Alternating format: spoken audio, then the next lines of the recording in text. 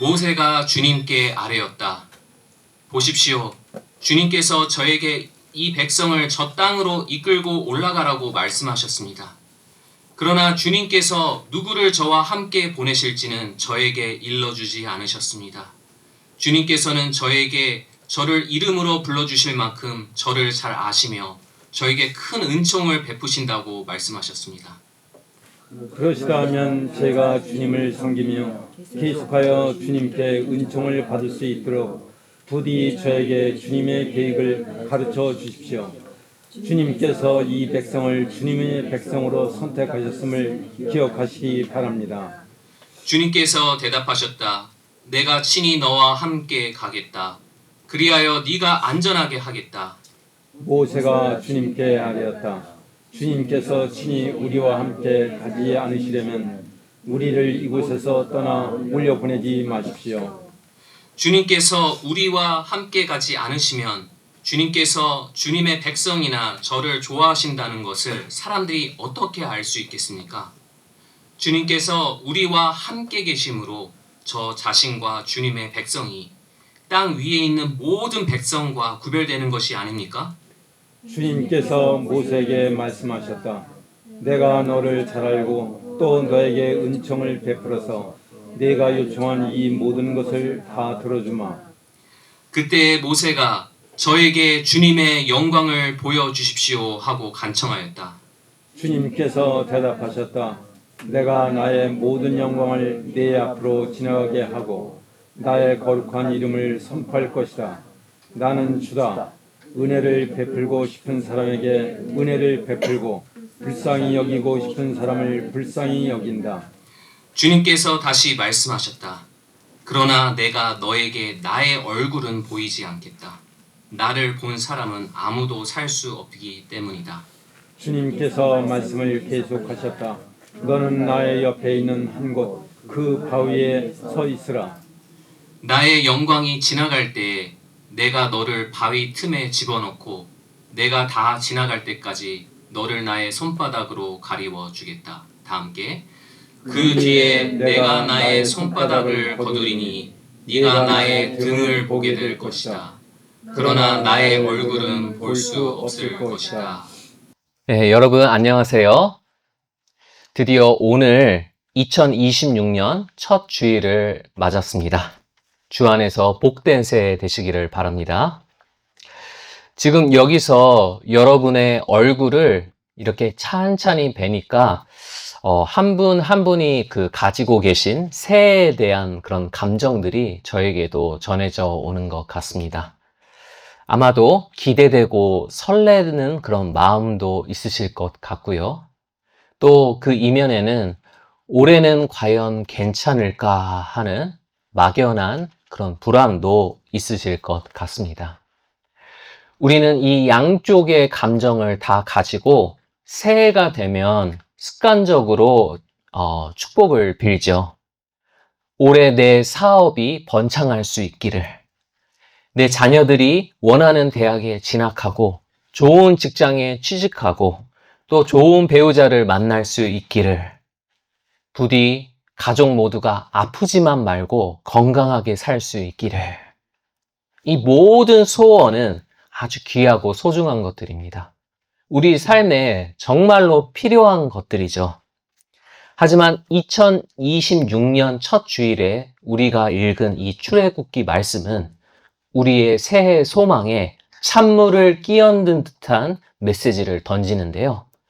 이런 상상을 한번 해보시면 오늘 본문을 이해하시는 데 도움이 되실 것 같습니다. 오늘 밤 하나님께서 여러분의 꿈에 나타나신다고 합시다. 그리고 여러분에게 마치 백지 수표를 건네는 듯한 제안을 하시죠.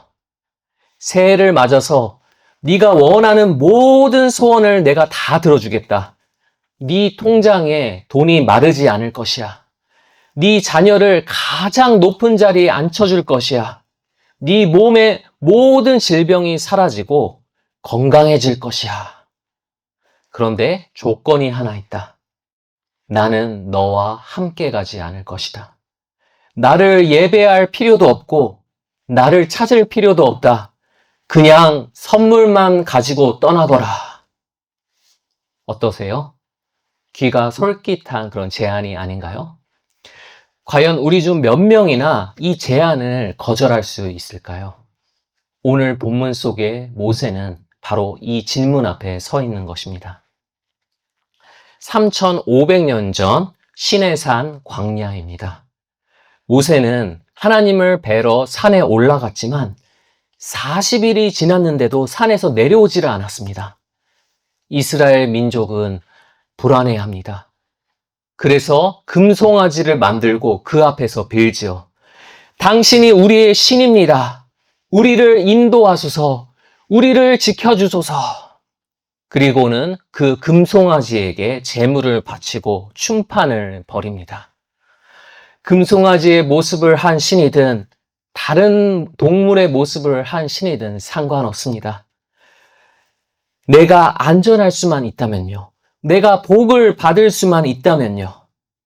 모세는 산에서 내려오다가 그 현장을 봅니다. 그리고 하나님도 그 장면을 보게 되죠.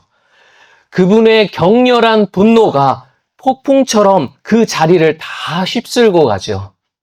그렇게 그 광란의 우상 축제는 파국을 맞게 됩니다.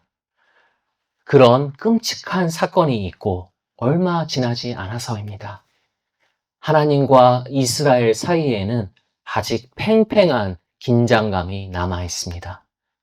모세는 홀로 장막의 바닥에 엎드려 있고 장막 바깥에서는 오로지 모래바람 소리만이 윙윙거리며 들려옵니다. 이스라엘 진영 전체에 아주 무거운 침묵이 흐릅니다. 그때 하나님께서 그 고요함을 깨고 모세에게 말씀하십니다. 모세야, 이제 올라가거라. 너희가 그토록 원하던 땅, 젖과 꿀이 흐르는 그 약속의 땅으로 가거라. 너희를 안내해 줄 이가 필요하느냐? 내 천사를 보내주겠다. 가나안 땅에 살고 있는 힘센 족속들? 걱정하지 마. 내가 다 물리쳐 주겠다. 넓은 땅도 주겠다. 경제적인 풍요도 주겠다. 완벽한 안보도 내가 보장하겠다. 이스라엘 백성들이 광야에서 그토록 울부짖었던 그 모든 것을 하나님은 다 주겠다 하십니다. 부동산 문제, 먹고 사는 문제, 안전의 문제, 이 모든 것을 전부 다 해결해 주겠다고 하시죠. 이제 고생 끝 행복 시작인 것 같습니다. 그런데 이 완벽해 보이는 제안 끝에 하나님의 가슴을 파고드는 단 한 가지 조건을 붙이십니다. 3절입니다. 그러나 나는 너희와 함께 올라가지 않겠다. 너희는 고집이 센 백성이므로 내가 너희와 함께 가다가는 너희를 없애버릴지도 모르기 때문이다. 선물은 다 가져가거라. 그러나 나는 너희와 함께 가지 않겠다라는 것이죠. 이 말씀을 들은 이스라엘 백성들의 반응을 보십시오. 그들은 야호하고 소리 지르며 환호하지 않았습니다. 짐을 싸서 가나안으로 달려가지 않았습니다. 성경은 그들이 통곡하였다라고 기록합니다. 그들은 자기 몸에 착용하고 있던 귀중품들, 애굽에서 가져온 그 진귀한 장식품을 다 떼어내면서 슬퍼하죠. 모세도 이 제안의 진짜 의미를 깨닫고 어깨를 부들부들 떱니다. 이것은 축복이 아닙니다. 이것은 성공적인 실패입니다. 겉으로는 성공처럼 보이지만 그 속을 들여다보면 텅 비어있는 실패인 것이죠. 모세는 하나님께 항변합니다. 다 함께 읽겠습니다. 주님께서 친히 우리와 함께 가지 않으시려면 우리를 이곳에서 떠나올려 보내지 마십시오. 네, 모세는 알고 있었습니다. 사람에게 있어 진짜 두려운 것은 돈과 음식이 부족해지는 물질의 결핍이 아니었습니다. 사람에게 있어 훨씬 더 두려운 진정한 심판은 바로 나와 함께 계시지 않는 하나님의 부재인 것이죠. 하나님이 없이 주어지는 풍요, 주인이 없는 만찬, 그냥 덩그러니 던져진 선물, 그것은 축복이 아니라 가장 무서운 저주입니다. 그들이 가나안에 들어가서 배불리 먹고 살 수 있다 할지라도 그곳에 하나님이 함께 안 계시면 그곳은 더 이상 약속의 땅이 아닙니다. 그저 먹을 것만 많은 또 다른 애굽이 되고 마는 것이죠. 우리가 아무리 배불리 먹을 수 있다 해도 그곳이 나 홀로 덩그러니 남겨져 있는 더러운 돼지우리 아니라면 그게 어찌 복이라 할 수 있겠습니까? 그래서 모세는 더 나아가 묻습니다. 16절입니다. 다 함께 읽겠습니다. 주님께서 우리와 함께 가지 않으시면 주님께서 주님의 백성이나 저를 좋아하신다는 것을 사람들이 어떻게 알 수 있겠습니까? 주님께서 우리와 함께 계심으로 저 자신과 주님의 백성이 땅 위에 있는 모든 백성과 구별되는 것이 아닙니까? 네. 이스라엘을 주님의 백성 되게 하는 것, 그들을 다른 백성들과 구별되게 하는 것, 그것은 그들이 소유한 넓은 땅이나 강력한 군사력이 아닙니다. 오직 그들과 함께 하시는 하나님의 임재인 것입니다. 하나님이 우리와 함께 하신다는 사실 그 하나만이 우리를 세상과 구별짓는 것이죠. 모세는 지금 거룩한 고집을 부리고 있습니다. 하나님, 당신과 함께라면 이 거친 광야도 평안한 성전이 됩니다. 하지만 당신이 없다면 저 풍요로운 가나안도 지옥이 되고 말 것입니다. 우리가 진정 소망하는 건 당신의 손에 들린 선물 꾸러미가 아닙니다. 나를 바라봐 주시는 당신의 얼굴, 그것이야말로 우리가 진정 원하는 것입니다. 라는 것이죠. 이제 우리가 살고 있는 지금의 현실로 한번 돌아와 볼까요? 하나님이 우리에게도 주님 없는 축복을 제안하신다면 과연 우리는 어떻게 반응할까요? 팀 켈러 목사님은 오늘날 우리가 숭배하고 있는 현대판 금송아지에 대해서 이렇게 지적하셨습니다. 다 함께 읽겠습니다. 현대 기독교인의 가장 큰 비극은 하나님을 부인하는 데 있는 것이 아니라 하나님을 이용하는 데 있다. 네.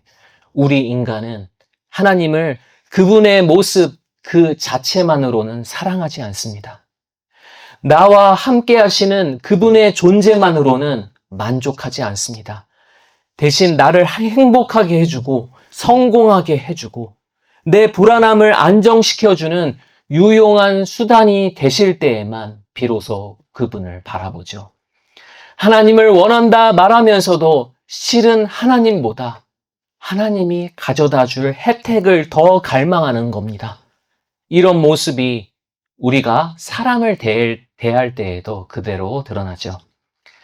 요즘 세상이 점점 바빠지고 개인주의화 되면서 요즘 젊은이들은 다른 사람들과 만날 수 있는 기회가 별로 없습니다. 그래서 제 친구들 중에서도 결혼정보 회사를 통해서 그 배우자를 찾는 경우가 참 많았는데요.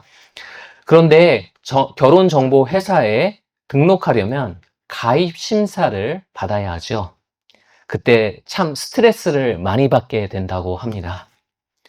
왜냐하면 내 외모, 내 학력, 내 연봉에 따라서 나라는 사람의 가치가 A등급, B등급, C등급 이렇게 점수가 매겨지기 때문입니다. 왜 사람을 이렇게 등급화시키느냐? 그건 사람들이 내가 등급 매겨지는 건 그렇게 싫어하면서도 상대방에 대해서는 무엇보다 등급을 따지면서 배우자를 찾으려 하기 때문이죠. 상대방을 만나보기도 전에 상대방의 이름이나 성품을 알기도 전에 먼저 조건으로 필터링을 합니다. 걸러내죠. 연봉은 얼마 이상이어야 해. 키는 몇 센치 이상이어야 해. 부모님의 재산은 어느 정도 이상 있어야 해. 그 사람의 내면이 얼마나 따뜻한지, 어떤 인생의 서사를 가지고 살아왔는지는 중요하지 않습니다. 내가 설정한 조건을 통과해야만 비로소 만남의 자격을 주죠.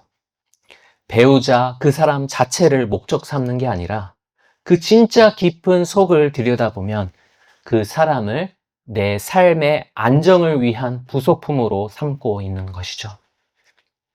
슬프게도 이런 거래적인 만남의 추구가 바로 오늘날 우리가 하나님을 대하는 방식의 민낯인 겁니다. 우리는 하나님이라는 인격체, 그분의 성품에는 관심이 없습니다. 우리는 그분의 조건을 봅니다. 하나님, 제가 이만큼이나 기도했습니다. 이만큼이나 봉사했습니다. 이만큼이나 헌금했습니다. 그러니 당신은 내가 쏟아부은 그만큼의 복을 주셔야 합니다. 우리는 하나님을 나를 다스리는 왕이 아니라 내 인생을 보조하는 유능한 비서 삼으려 합니다. 돈이 필요할 때만 찾는 물주 취급을 하죠. 우리는 본능적으로 하나님의 얼굴을 피하는 것입니다. 왜 그럴까요? 누군가의 얼굴을 마주본다는 것은 그 사람과 내가 인격적인 교제를 나눈다는 걸 의미하기 때문이죠. 그리고 인격적인 만남은 나에게 변화를 요구합니다. 우리가 결혼해서 배우자의 얼굴을 마주보고 살게 되면은 혼자 살 때와는 다르게 살게 되죠. 만약 똑같이 살게 되면 정말 풍파가 많을 겁니다. 나는 이제 배우자가 무엇을 좋아하고 무엇을 싫어하는지 알아야 합니다. 무엇을 소중히 여기고 무엇을 신경 끄고 사는지를 알아야 합니다. 그리고 함께 맞춰서 살아가야 하죠. 마찬가지로 우리가 하나님의 얼굴을 마주보고 살게 되면 내 욕망대로만 살 수가 없습니다. 그분은 왕이십니다. 내 삶의 주도권을 넘겨드려야 하죠. 우리 죄인은 그걸 참 부담스러워합니다. 그래서 우리는 하나님이 금송아지의 모습을 하시길 원합니다. 금송아지는 나를 바라볼 얼굴이 없습니다. 나와 교제를 나눌 인격이 없습니다. 그래서 나에게 거룩하라고 잔소리하지 않습니다. 그저 내 마음대로 조종할 수 있죠. 그저 내 욕망을 투영할 수 있는 도구에 지나지 않는 것입니다. 우리는 하나님이 금송아지처럼 평소엔 나와 적당한 거리를 유지해 주기를 원합니다. 그리고 필요할 때만 도와주는 해결사이시길 바라는 거죠. 우리는 이런 식으로 하나님 없는 천국을 꿈꿉니다. 아름다우신 하나님을 잃어버리고 유용한 하나님만 찾다가 내 영혼이 바싹바싹 메말라가는 것. 이것이 우리 죄인들이 마주하고 있는 비극적인 현실인 것이죠.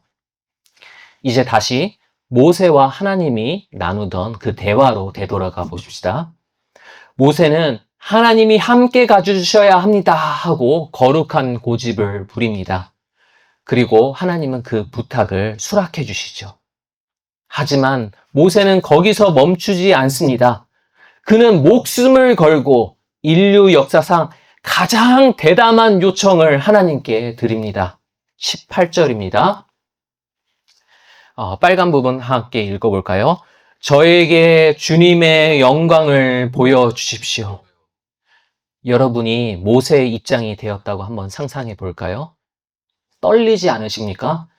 우리 더러운 죄인이 감히 거룩하신 하나님을 직접 바라본다는 것은 내가 죽는다는 걸 의미합니다. 이것은 스스로 목숨을 끊으려 하는 거나 마찬가지입니다. 그런데 하나님은 이 무모한 요청에 화를 내지 않으십니다. 오히려 그 중심을 보시죠. 네가 선물이 아니라 나를 원하는구나. 네가 내 본질을 사모하는구나. 하나님은 기뻐하시며 승낙하시죠. 그리고 여기서 놀라운 반전이 일어납니다. 모세가 하나님의 영광을 보여달라고 했을 때 여러분은 그 영광이 어떤 모습일 것 같으세요? 우리가 헐리우드 영화에서 자주 보는 그런 장면처럼 그 넓은 홍해가 쫙 갈라지는 그 엄청난 에너지, 수천 수만의 그런 천군 천사가 장엄하게 행진하는 모습, 그 광대한 우주 전체를 뒤흔드는 힘, 눈을 뜰 수 없는 그런 찬란한 빛, 보통 이런 게 영광의 모습일 거라고 우리는 기대하죠. 마치 황제가 자기의 최첨단 무기 창고를 공개하면서 자기의 강력함을 과시하는 것 같은 그런 장면을 우리는 기대하죠. 하지만 하나님은 전혀 다른 걸 보여주시려 합니다. 19절입니다. 여기는 그 새번역 성경보다 개역개정 성경이 더 정확해서 개역개정으로 함께 읽겠습니다. 내가 내 모든 선한 것을 네 앞으로 지나가게 하시고. 네, 뭘 보여주신다고요? 내 모든 선한 것. 하나님은 당신의 압도적인 그런 파워가 아니라 당신의 선하심을 보여주겠다고 하십니다. 하나님은 모세를 당신의 최첨단 무기 창고나 금괴가 가득한 보물 창고로 데려가는 것이 아니죠. 그분은 마치 그분의 조용한 서재로 데려가서 그분의 소중한 비밀이 담겨 있는 그런 작은 일기장을 저희들에게 꺼내서 보여주시는 것과 같습니다. 그 하나님의 일기장에는 당신이 자기의 백성들을 얼마나 사랑하시는지, 그런 그들이 반역하는 것을 보면서 얼마나 가슴 아프셨는지, 그리고 그들을 용서하기 위해서 얼마나 많은 눈물을 흘리셨는지, 우리를 향한 당신의 그 선하심의 역사가 기록되어 있습니다. 하나님은 그런 선하신 성품을 모세에게 보여주겠다 하시는 것이죠. 하나님은 모세에게 홍해를 가르는 그런 능력의 손이 아니라 죄인을 용서하고 품으시는 자비로운 마음을 보여주십니다. 이것이 하나님이 정의하시는 진정한 영광인 것이죠. 하나님이 가장 영화로운 그 순간은 그분이 우주를 흔드실 때가 아니라 자격 없는 자에게 은혜를 베푸실 때, 그때가 하나님의 가장 진정한 영광의 순간인 것입니다. 하지만 여전히 문제가 남아 있습니다. 하나님의 영광은 너무나 치명적으로 거룩해서 그 영광을 직접 대면하고는 살아남을 수가 없기 때문이죠. 그래서 하나님은 모세를 보호하기 위해서 아주 특단의 조치를 하시는데요. 취하시죠. 하나님은 모세를 바위 틈에 숨기시고 당신의 손으로 덮어주십니다. 여러분이 그 바위 틈에 웅크리고 있는 모세라고 생각해 보십시오. 캄캄합니다. 하나님의 거대한 손이 나를 덮고 있습니다. 밖에서는 감당할 수 없는 그 거룩한 영광이 그 바위 곁을 지나갑니다. 이것은 모세를 거절함이 아니라 모세를 사랑함입니다. 태양을 맨눈으로 직접 바라보면 실명하는 것처럼 우리가 하나님의 본체를 직접 보면 죽습니다. 그래서 하나님은 당신의 선하심으로 모세의 눈을 가리시죠. 그리고 당신의 얼굴 대신에 무엇을 보여주십니까? 등을 보여주십니다. 하나님의 등이란 그분이 지나가시고 나신 뒤의 뒷모습입니다. 우리는 현재 내게 일어나고 있는 일들이 무슨 의미인지 당시에는 모릅니다. 그 일들 뒤에 숨겨진 하나님의 본체와 그 영광을 보지 못하죠.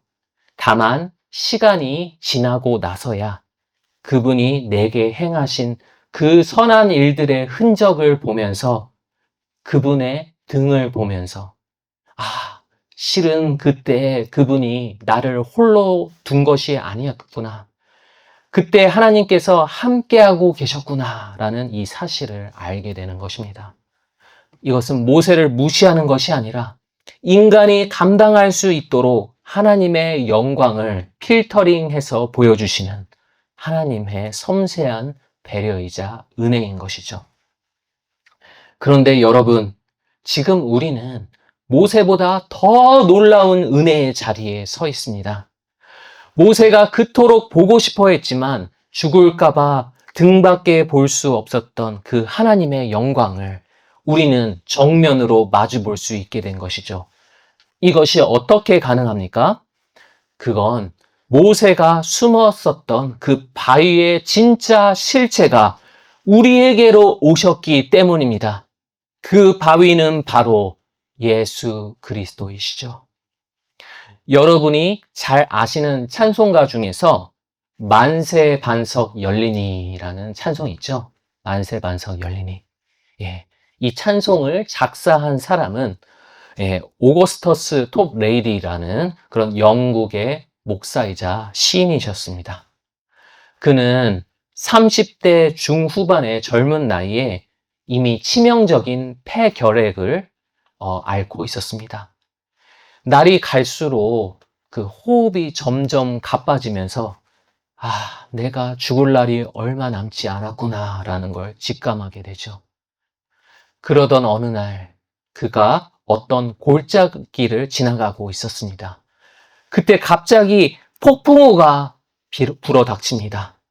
마치 그의 인생에 갑자기 닥쳐온 그 폐결핵 문제처럼 거센 비바람이 그의 앞길을 막아버리죠. 그는 피할 곳을 찾다가 거대한 바위에 갈라진 틈이 있는 걸 발견하고 그 속에 몸을 숨깁니다. 밖에서는 무서운 천둥과 비바람이 몰아치는데 바위 틈 안은 고요하고 안전했습니다. 마치 하나님이 모세를 숨기셨던 그 바위 틈과 같았죠. 거기서 그는 복음의 진리를 깨달았습니다. 예수 그리스도야말로 내 영혼의 폭풍을 막아주시는 바위이시구나. 나는 선하신 그분 안에서 영원토록 안전하구나 라는 것이었죠. 그리고 이러한 깨달음으로 만세 반석 열리니를 작사한 것입니다. 그렇습니다. 반석이신 예수님은 2000년 전 골고다 언덕 그 십자가 위에서 우리를 위해 쪼개지셨습니다. 하나님은 공의로운 분이셔서 죄인인 우리에게 심판이라는 거룩한 폭풍을 전부 다 퍼부으셔야 했습니다. 하지만 그분은 우리를 예수 그리스도라는 바위 틈에 숨기시고 대신에 바위 그 자체이신 예수님께 그 진노를 쏟아 부으셨습니다. 예수님이 밖에서 모든 비바람을 대신 맞아 찢기셨기 때문에 그리스도라는 바위 틈에 숨은 우리는 안전한 것이죠. 그리고 우리는 예수 안에서 비로소 하나님의 영광을 제대로 바라볼 수 있게 된 것입니다. 요한복음 1장 14절은 그 은혜를 이렇게 선포합니다. 다 함께 읽겠습니다. 그 말씀은 육신이 되어 우리 가운데 사셨다. 우리는 그의 영광을 보았다. 그것은 아버지께서 주신 외아들의 영광이었다. 기뻐하여라. 너희에게 하나님의 영광을 보여주려고 내가 너희와 같은 인간이 되어 이곳에 왔노라. 내가 곧 아버지의 영광이니 이제 너희는 나의 얼굴을 보아라. 너희를 태워 죽이는 심판의 불이 아니라 제자들의 더러운 발을 씻기는 따뜻한 손길로 십자가에서 너희를 위해 눈물 흘리는 그 선한 얼굴로 너희 곁에 영원히 함께 있으리라 말씀하신 것이죠. 그 외아들 예수를 통해서 우리가 하나님을 바라보게 되는 것, 아무 장애물 없이 그분과 풍성한 사귐을 누릴 수 있는 것, 이것이 바로 우리의 바위 되신 예수 그리스도의 은혜인 것입니다. 모세는 하나님이 지나가신 뒤 그분의 등만 보았지만 우리는 이제 하나님의 얼굴을 바라봅니다. 비록 우리의 그 성화의 여정이 아직 완성되지 않아서 온전히 선명하지는 않지만 우린 그 얼굴을 바라봅니다. 예수님은 빌립에게 말씀하셨습니다. 나를 본 사람은 아버지를 보았다. 예수님의 얼굴을 보는 것, 그것이 곧 하나님의 영광을 보는 것입니다. 내가 그분의 등만 바라보고 있을 땐 지금 내가 겪고 있는 이 고통이 하나님이 나와 함께 하시지 않는다거나 나를 벌하시는 줄 알고 불안에 떨었습니다. 모든 것이 다 지나간 뒤에야 안심했습니다. 하지만 예수님의 얼굴을 바라볼 땐 우리의 지금 이 순간이 바뀝니다. 비록 지금 내 삶은 괴롭지만 예수님의 그 괴로운 십자가 여정이 결국 찬란한 빛이 되었던 것처럼 우리의 여정 또한 선하게 인도받을 것임을 현재의 자리에서, 지금 이 순간의 자리에서 미리 믿게 되는 것이죠.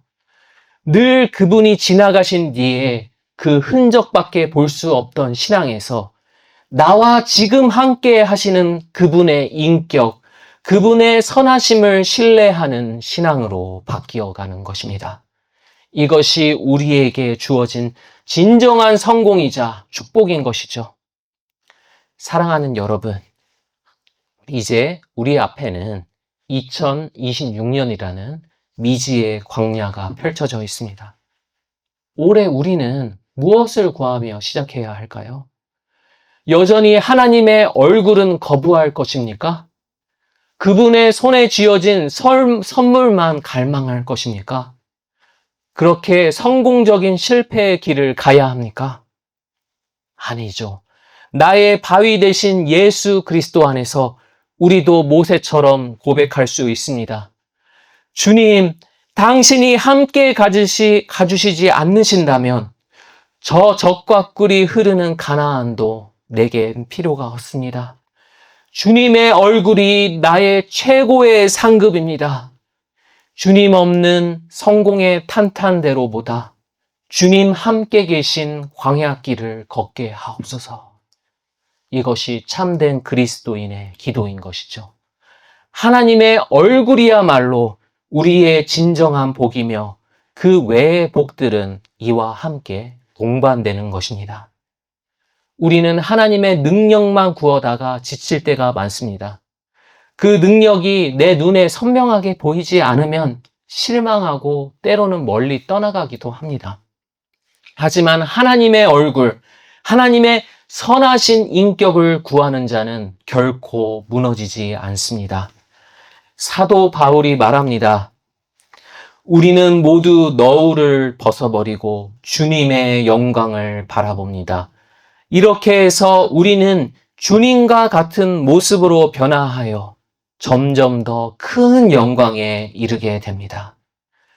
우리가 주님의 영광스러운 얼굴을 바라볼 때 세상의 헛된 영광은 우리에게 점점 매력을 잃어가게 됩니다. 그리고 우리는 주님을 닮은 모습으로 더욱 아름답게 변해갈 것이죠. 세상은 여전히 우리에게 더 갖추어라, 더 복받아라 다그칩니다. 하지만 두려워하지 마십시오. 이번 한 해 어떠한 일이 있을지라도 반석이신 예수님 안에서 우리는 그분의 선하심을 맛보아 알게 될 것입니다.